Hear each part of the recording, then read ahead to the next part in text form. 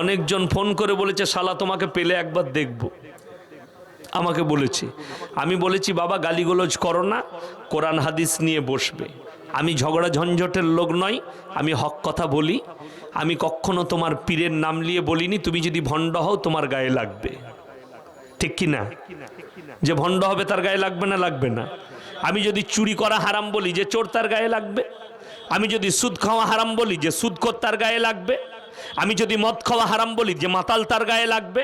আমি যদি গাঁজা খাওয়া হারাম বলি যে গাঁজাখোর তার গায়ে লাগবে। তো তা তোমার গায়ে লাগলে ইসলামের কোনো যায় আসে না, আমার কোনো যায় আসে না। নিজেকে পরিবর্তন করো। আমার আল্লাহ রাব্বুল আলামিন বললেন, হে আমার নবী, যারা আমার প্রিয় বন্ধু হবে তাদের আখলাক আর চরিত্রগুলো কেমন হবে? একবার বলুন। কোরআন নকল করছে, তাবারাকাল্লাযী জাআলা ফিস সামাই বুরুজা ওয়া জাআলা ফিহা সিরাজাও ওয়া কামারাম মুনীরা ওয়া হুয়াল্লাযী জাআলাল লাইলা ওয়ান নাহার খিলফাতাল লিমান আরাদা ইয়াযাক্কারা ওয়া আরাদা শুকুরা। তাবারাকাল্লাযী জাআলা ফিস সামাই বুরুজা, এই আসমানটাকে আমি চন্দ্র সূর্য গ্রহ তারা নক্ষত্র দিয়ে সাজনিত করেছি। ওয়াল্লাযী জাআলাল লাইলা ওয়ান নাহার, দিবা এবং রাত্রি আমি আল্লাহ সৃষ্টি করেছি। তার থেকে তোমরা জ্ঞান অর্জন করবে এবং আমার কৃতজ্ঞতা যাপন করবে, শুকর আদায় করবে। হে আমার নবী বলো, যারা আমার প্রিয় বান্দা হবে তাদের এক নম্বর আখলাক, এক নম্বর চরিত্র, ওয়া ইবাদুর রহমানিল্লাযীনা ইয়ামশুনা আলাল আরদি হাওনা, তারা পৃথিবীর বুকে শান্তির সঙ্গে বিচরণ করবে। যারা আমার প্রিয় বান্দা হবে তারা পৃথিবীর বুকে শান্তির সঙ্গে বিচরণ করবে। শান্তি মানে কি জানেন? মারামারি, কাটাকাটি, হানাহানি, অন্যায়, অত্যাচার, অবিচার নাই। শান্তির সঙ্গে বিচরণ করবেন। আপনার দ্বারা যেন কেউ কষ্ট না পায়, আপনার দ্বারা কেউ যেন ব্যথা না পায়, আপনার প্রতিবেশী যেন কষ্ট না পায়।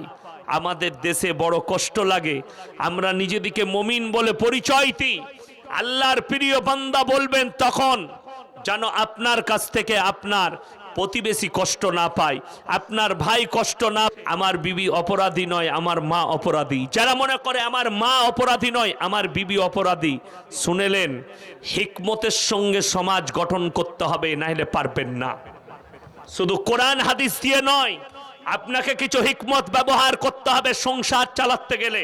ওই হিকমতটা না থাকার কারণে বহু ছেলে স্ত্রীকে ছেড়ে দেয়, বহু ছেলে বাপ মায়ের কাছ থেকে বিচ্ছিন্ন হয়ে যায়, হিকমত না থাকার কারণে। কেন আমাদের হিকমতটা আসে না? কেন, কিসের জন্যে? না আমাদের সমাজে, আমাদের বাড়িতে কোরআন হাদিসের আলোচনা আছে, না চর্চা আছে, না আমাদের বাড়িতে ইসলামী কৃষ্টি কালচার আছে, না আমার বাড়িতে আল্লাহ আল্লাহর রসুলের কোনো আলোচনা আছে। আমাদের কি আলোচনা আছে? বেশিরভাগ লোক তো টিভি, আপনাদের দেশে দেখেছি চায়ের দোকানে টিভি লাগানো থাকে, ঠিক কি না? সন্ধ্যাবেলা হলে 50টা লোক চায়ের দোকানে বসে চা খাচ্ছে, সেখানে ফিল্ম লাগাইছে, নাইলে সিরিয়াল লাগাইছে। এগুলো হারাম কাজ, নাজায়েজ কাজ, বড় কষ্ট লাগে।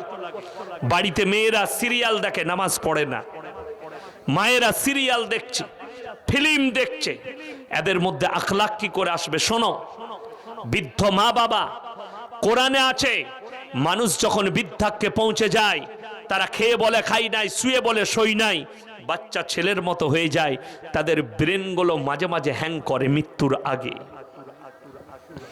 আমার নানি ছিলেন, আমার নানি আমাদের বাড়িতে 40 বছর ছিলেন।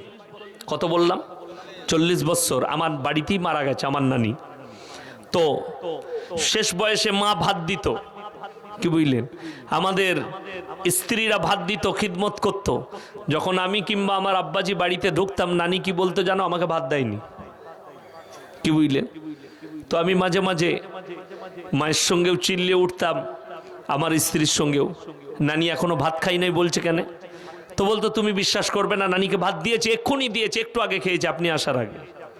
কিন্তু মনে হতো, কিন্তু তারপরে বুঝলাম, একদিন নিজের চোখে দেখলাম নানিকে ভাত দিয়েছে, ভাত খেলো। যখন আমি জলসার জন্য বেরিয়ে আসছি, মাদ্রাসায় যাব ক্লাসে, তখন নানি উঠে বলছে, কই রে বাপ, আমাকে এখনো ভাত দেয়নি তোর মা। তখন আমি বুঝলাম একটু আগেই দিল, নানি কিন্তু খেয়েছে, এটা মানুষের জন্য হয়। কোরআনের কথা মনে পড়ল, চোখের পানি এলো। আল্লাহ, এই হালতে আসার আগে তুমি আমাকে দুনিয়া থেকে তুলে নিও। বড় কষ্টের বিষয়। আমার নানি খুব পরেজগার মুত্তাকি ছিলেন, খুব পরেজগার, প্রচুর কোরআন তেলাওয়াত করেছেন। আর নামাজ 24 ঘন্টা নামাজ পড়তেন। সব ভুলে যেতেন কিন্তু নামাজ ছাড়ে নাই। 5 ওয়াক্তের নামাজটা 10 ওয়াক্তের পড়ে নিতেন কখনো, কিন্তু নামাজ ছাড়েনি মৃত্যুকাল পর্যন্ত। যাই হোক, এটা মানুষের সিচুয়েশন আছে। ধরে নেন আপনি বাড়িতে এলেন, আপনার বৃদ্ধ মা বলল, বাবা তোমার বিবি আমাকে ভাত দেয়নি, ভালো ব্যবহার করেনি। আপনি দেখলেন, আপনি বুঝতে পারছেন আপনার স্ত্রী খিদমত করেছে আপনার মায়ের, কিন্তু এটা বৃদ্ধ বয়সের একটা মনের খেলা, আল্লাহর তরফ থেকে হয়ে যায়। আপনি কি করবেন? স্ত্রীকে ফাঁকে ডেকে বলবেন, মায়ের সামনে তোমাকে দুটো কথা বলবো, তুমি রাগ করো না। মায়ের সামনে বলতে হবে, এরপরে জানো না শুনি আমার মায়ের জন্যে যে তুমি ভাত দাওনি, ঠিক মতো খেয়াল রাখবে। মা মনে মনে দোয়া দিবে, আল্লাহ আমার ছেলের মঙ্গল করো। ওরে বুকা মেয়ে, তোমার শাশুড়ি যদি তোমার স্বামীর জন্য দোয়া চাই, তা তোমারই মঙ্গল, ঠিক কি না? তোমার মঙ্গল জানবে। স্বামী বকেছে, এটার দ্বারা সাপও মারা যাবে, লাঠিও ভাঙবে না। যদি বুঝতে পারেন স্ত্রী এরকম করছে, স্ত্রীকে ফাঁকে মাথায় হাত বুলিয়ে রাতের অন্ধকারে কপালে চুমু খেয়ে বুঝাতে হবে, আমার মা একটু বরদাস্ত করবে। মায়ের জন্য মা দুটো কথা বললে, যদি এটা তোমারই মা হতো, মাথায় হাত বুলিয়ে হিকমতের সঙ্গে কাজ নিতে হবে। মায়ের কথা শুনে বিবির ওপরে অত্যাচার নয়, আর বিবির কথা শুনে মা বাপের ওপরে অত্যাচার নয়। আজকে বড় কষ্ট লাগে আমাদের সমাজে, আমাদের কাছে খোঁজ আসে, আমাদের কাছে ফোন আসে। রমজানুল মুবারকের মাসে এক কোণে পড়ে আছে বুড়ো বুড়ি মা বাপ, 5টা ছেলেকে মানুষ করেছে। ওরে বুকা, তোর বাবা ভোরের বেলায় উঠে সবজি বিক্রি করতে গেছে কালিয়া চকে। বেলা 9টায় যখন সবজি বিক্রি করে বাড়ি আসছে, ভোগ লেগেছে, 1 কাপ চা খেয়েছে, 2টো জিলাপি কিনেছে। যখনই জিলাপিগুলো মুখে ভরতে যাবে, মনে পড়েছে আমার বাড়িতে আব্দুর রহমান আর আব্দুল জব্বার আছে। আর নিজের জানে দেয়নি, কাগজে মুড়ি এনে তোমার মুখে দিয়েছে, তোমাকে খাইয়েছে। বাড়িতে এসে বলেছে, কই গো ভাত দাও, জিলাপি দুটো আমার আব্দুর রহমানকে আর আব্দুল জব্বারকে দাও। সেই জব্বার, সেই আব্দুর রহমান যখন বড় হয়েছে, বাপ বৃদ্ধ হয়েছে, রমজান মাসে সাহরির সময় গরম ভাত রান্না করে ভোরের বেলায় বিবি ছেলে নিয়ে খাচ্ছ, আর বুড়ো বুড়ি মা বাপ এক কোণে একটা ঘরের মধ্যে ঠান্ডা ভাত দিয়ে সাহারি খাচ্ছে, আর চোখের পানি টপ টপ করে পড়ছে। আমি 2টো সন্তানকে মানুষ করেছি, যারা আমার খেয়াল রাখে না, তারা গরম ভাত দিয়ে ভাত খায়। জেনে রেখে দাও, আল্লাহর কসম করে বলছি, কেউ যদি কাবা ঘরে নামাজ পড়ে আর মা বাপের সঙ্গে যদি এই ধরনের খারাপ ব্যবহার করে, তোমার নামাজ আল্লাহর বারগাহে কবুল হবে না। কাবা ঘরের গ্লাভস ধরে যদি কাঁদো আর তুমি যদি মনে করো পেরিয়ে যাব, আল্লাহর কসম পেরুবার রাস্তা পাবে না। আমার নবীজি তাদের দিকে তাকিয়ে দেখবেন না কিয়ামতের দিনে। আমার আল্লাহ রাব্বুল আলামিন তাদেরকে আযাবে মুবতালা করবে কিয়ামতের দিনে। তোমরা মা বাবার সঙ্গে খারাপ ব্যবহার করো না, কেউ করবো না। জোরে বলুন ইনশাআল্লাহ। আপনারা জানেন হযরতে মূসা নবীকে লালিত পালিত করেছে ফেরাউনের মতো বেঈমান কাফের। আল্লাহ বলেছে দাওয়াত দিতে যাও, কিন্তু শোনো, তুমি ফেরাউনকে দাওয়াত দিবে, বেঈমান বলতে পাবে না, কাফের বলতে পাবে না। আল্লাহ কি বলবো, কুলু কাউলা লাইয়িনা, নরম করে বলবে, বিনয়ী ভাবে বলবে, ভালোবেসে বলবে, যেহেতু সে তোমাকে বাপের মতো লালিত পালিত করেছে। জোরে বলুন সুবহানাল্লাহ। আর আপনার বাবা তো ঈমানদার, আপনার বাবা তো মুমিন।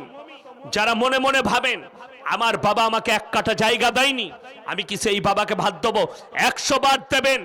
আপনার বাবা আপনাকে কিচ্ছু দেয়নি, সে তার হিসাব তার আল্লাহকে দেবে। আপনার মা আপনাকে কিচ্ছু দেয়নি, আপনি আপনার হক আদায় করুন। আপনি নিজের হিসাব নিজে আল্লাহকে দেবেন, আর আপনার মা বাবা আপনার হিসাব নিজেকে আল্লাহকে দিবে। কেউ কারণ হিসেব কিয়ামতের দিনে দিবে বাবা? দিবে না। কোরআনে আছে, ইয়া আইয়ুহান নাসু তাকু রাব্বাকুম ওয়াকশাউ ইয়াওমান লা ইয়াজজি ওয়ালিদুন আন ওয়ালাদি ওয়ালা মাউলুদুন হুয়া জাজিন আন ওয়ালিদিহি শাইয়্যা। এটা উভয়ের জন্য কি উপদেশ, বাপ এবং বেটার